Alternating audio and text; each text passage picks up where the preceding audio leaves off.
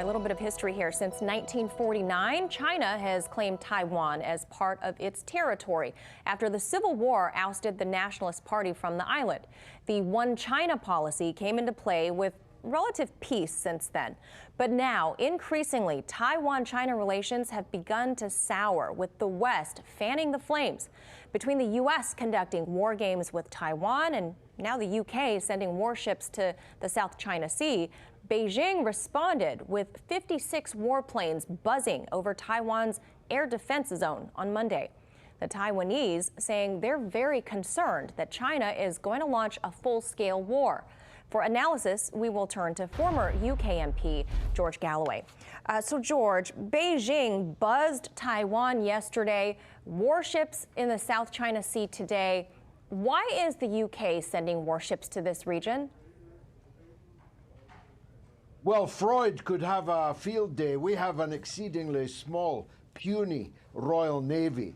And Freud could have a field day with us sailing all the way to the South China Sea to wave these puny assets around. It's purely theatre. The United Kingdom's naval force, indeed entire military force, short of a nuclear war, of course, could make no material difference in any conflict between China and Taiwan, which would be nasty, brutish, but above all, short. China would conquer Taiwan in an afternoon, and anyone who was foolish enough to try and intervene would be very quickly dealt with also. It's just political theatre, but it is exceedingly dangerous theatre. Now, George, the Kuomintang party, which favors closer ties to the mainland, lost the elections in 2016, bringing Tsai Ing-wen and the Democratic Progressive Party to power. She has since chosen to bring Taiwan closer to the West, specifically emphasizing the 1979 Taiwan Relations Act. Do you find Ms. Tsai responsible for these heightened tensions, or is the U.S., who disregarded President Xi Jinping's request to stop selling offensive arms to the island, at fault here? Well, both are responsible, but you have to grasp, as the viewers do, you know it. This feeling is mutual. China considers Taiwan to be part of China, and Taiwan considers Taiwan to be part of China. They just want a different government in Beijing.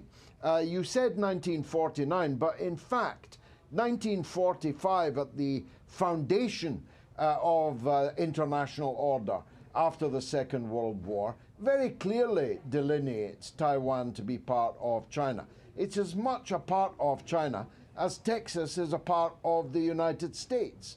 And so you've got to ask yourselves, as an American people, how would you feel if China was doing everything it could to try and get Texas to declare independence and separatism from the United States? I think we both know the answer to that. Well, George, I would say there's a pretty fair sum of people that would like to see Texas secede from the Union. I'm not sure it would be China that would be the party that would get them to do so. But on that note, does Taiwan, I mean, do they have a right to full independence? Do they have a right to secede, depending on, I guess, who's in charge? No more than, let me choose another state then, no more than Illinois. No more than Illinois has a right to break away from the United States. You guys fought a very bitter, long and bloody civil war to protect the unity of your country, and China would do the same. So any declaration of independence by Taiwan would immediately result in war.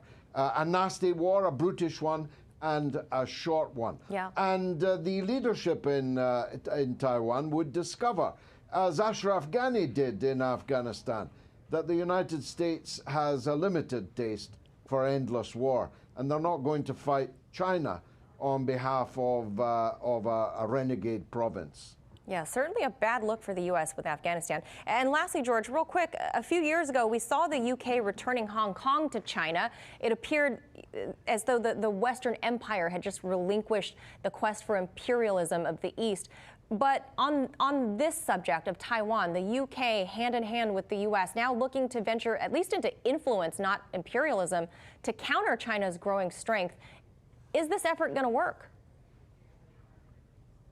No, it's an act of national self-harm. The United Kingdom's economic interests, its political interests are not served by being the tail of the American dog or the pedalo to the American fleet in the South China Sea. It is because we are more keen to suck up to the United States than to peddle our own canoe, to continue the maritime metaphor, that we are doing this. It's against our interests. It's against the interests of peace and stability in the world. And as I say, it really is pure theater. You see, this is vital to grasp. The US will not go into what would be world nuclear war with China over the Paracel Islands or over Taiwan. The rest is just kabuki theater. And the people have got to grasp this. So it's all gamesmanship. It's all death-defying theatrical stunts. And it runs the risk of accident. Somebody could press the wrong button, pull the wrong trigger somewhere in Manila. And before we know it, the world is in flames. Asia first, but the rest of us afterwards. So I really urge the US people to tell their government to dial it down. Nobody wants their son, daughter to die in uniform over the Paracel Islands or over Taiwan. You got that right. We've got a war-weary nation here stateside, George. Great analysis as always. George Galloway, thank you for being with us.